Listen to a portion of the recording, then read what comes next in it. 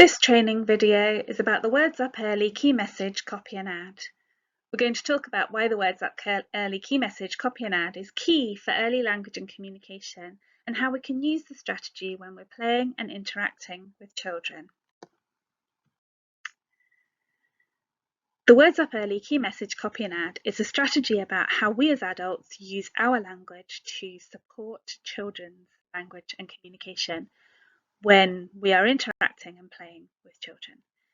It's a lovely key message to use because it's quite simple and it can be used on an individual basis and group basis, and it's really flexible. It can be used with children across all developmental levels, and it's basically that you copy back what a child has done or said to communicate, and then you add a word or a little bit of information. So the beauty of it is, therefore, is that we know that children's language and communication goes through a really huge range of development in the early years, throughout the early years.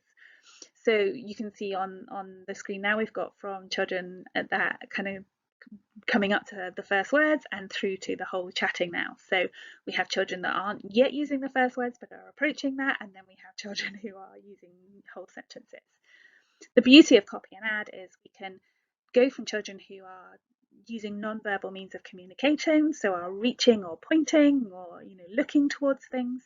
We can take that and copy and add to that, so we can look at the thing that a child's looking at, a young child, at early stage of communication or a reaching. We can do the same. We can copy that communication. We can reach and we can point or we can look, and then we can add the word of what they're looking at.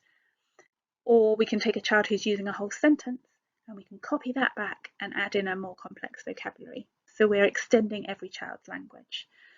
So the beauty of copy and add is that it lets children know they're being heard and understood, because we're reflecting back what we've heard from the child.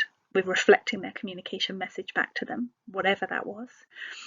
And then because we're adding that extra word when we reflect it back, we're keeping our language at the children's level. We're just showing them that one tiny step more, and we're modelling the next level. So it keeps the children knowing that they've been heard and understood, but we're keeping adults' language. We're not moving our language on to too high a level. We're keeping it at the children's level. So as we were saying, we add on a word when we use copy and add. So we're reflecting back, copying, and we're adding. And the aim of copy and add is then to model the next step for children. So we keep our language in line with the children, but we model the next step. We only add one word or a little bit of information. So if our child isn't yet using a word, we would watch their communication. We would watch where they're looking, where they're pointing, where they're reaching, what interests them. We would copy that. So if they reach for something, point or look, we would copy their interest and add that word.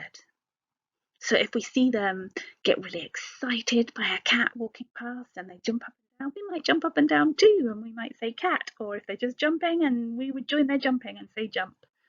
So we're adding the right word at the right time. So that reflects back to the message that we were looking at, the key message, play and talk together. If you want to go back and look at that and refresh that, if you haven't watched it already, go and watch it. But on this example that we're looking at the screen, we can see that as well. We can keep extending. So if a child says bus, we would add maybe big bus. If a child says big bus, we might say big bus is gone. If they say big bus gone, we'd say the big red bus is gone. And we can keep going with this. So if we've got a child who's got lots and lots and lots of language, we can still keep adding, because what we want to do is keep adding more complex language, because there's always more language to learn. I still have more language to learn. I'm still adding more vocabulary to my vocabulary knowledge. Maybe not on a daily basis like young children are, but I'm still adding vocabulary probably on a slower basis now, but I am hopefully adding more vocabulary to my vocabulary knowledge. So if you have a child who comes up and says, "I love crunchy peanut butter and cheese in my sandwich," this is an excellent sentence already. I mean, it's a great sentence. It gets across a good message. Um, you might think we don't really need to add to that. But actually, we could add some nice descriptive words which help to build their language for later life in school. Because actually, the more descriptive words we can add at this stage, the better their descriptive language is going to be when they come to do writing assignments and things later on. So we might want to say, I know you love crunchy peanut butter and you like crumbly cheese in your sandwich. And we can always add something to the language that children are using.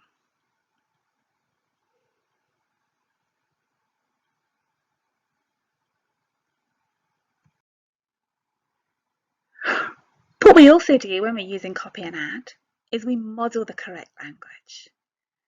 So quite often when our children are learning language, the same as if we were learning any new skill, they make mistakes.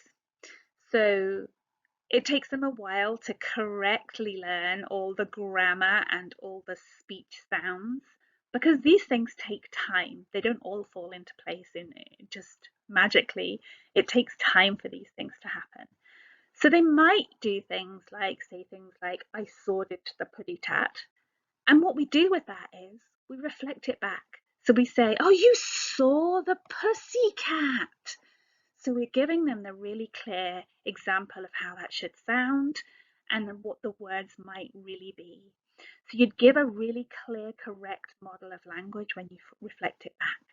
What we don't do when we do this is ask them to repeat it for us. So you may find if you have tried this with your children that they are able to say it really clearly. So if we say something like, oh, we ask them to say the whole sentence like, I want a drink, please, mummy. Sometimes children are able to say that beautifully after we've asked them to say it. But what we find with that is they'll do it then, but the next time they want drink, they just say, drink, please. And they don't say the full sentence. Or we ask them to say the word cat clearly, but the next time they repeat it after us, but the next time they see a cat, they say tat again. And this is really common, that children can repeat things after we've asked them to repeat it, but they don't use it in their everyday language. So we find that actually the best way to support children with changing their speech and language is just for us to model it and not get them to repeat it. Getting them to repeat it doesn't work. And also they're doing it to the best way that they can at the moment because they're just learning. So what we want them to do is just hear the model and get to hear it lots and lots. So we just want to model it for them and not get them to repeat it at the moment. So the other thing that we might want to correct when we hear it is sometimes children will use lots of what we call non-specific words. So they might say it or that or there. So they might say, I saw it under there. And what we want to do when the children use those kind of words is to give them the proper words, the proper vocabulary for those words. So if your child says, I saw it under there, you might want to say, oh, you saw the train under the table. So we're giving them the proper vocabulary and extending all their vocabulary knowledge. So if you think back, if you've watched the video on the key message, play and talk together about learning vocabulary, you'll know that children need lots of repetition of vocabulary. If you haven't watched it, please do. The reason we do this in the copy and add and reflect back and correct that kind of non-specific vocabulary is that children need lots of repetition. So it's really good at this point to say, you saw the train under the table, is to give them those words, and it's another chance to have that repetition of vocabulary.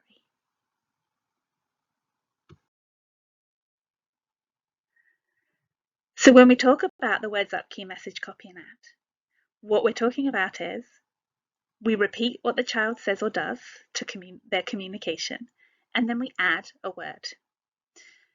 And when we're doing this, what we do is we correctly model any grammar or speech sounds, and we clearly name any non-specific vocabulary. And that's what copy and add strategy is.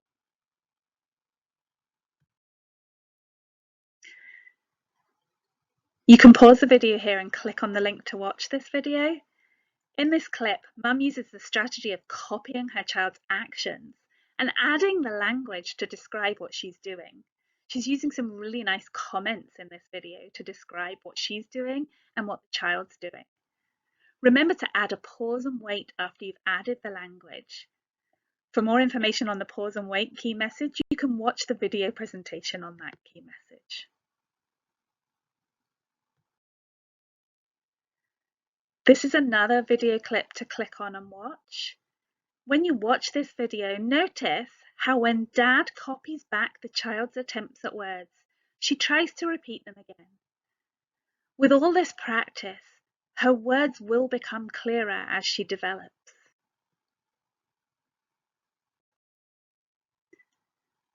So to recap, the Words Up Early key message, copy and add, involves the adult repeating what the child does or says, and then adding a word to that. What we do when we do this is we correct any grammar or speech sounds and we clearly name any non-specific vocabulary. So that's that it or that or there.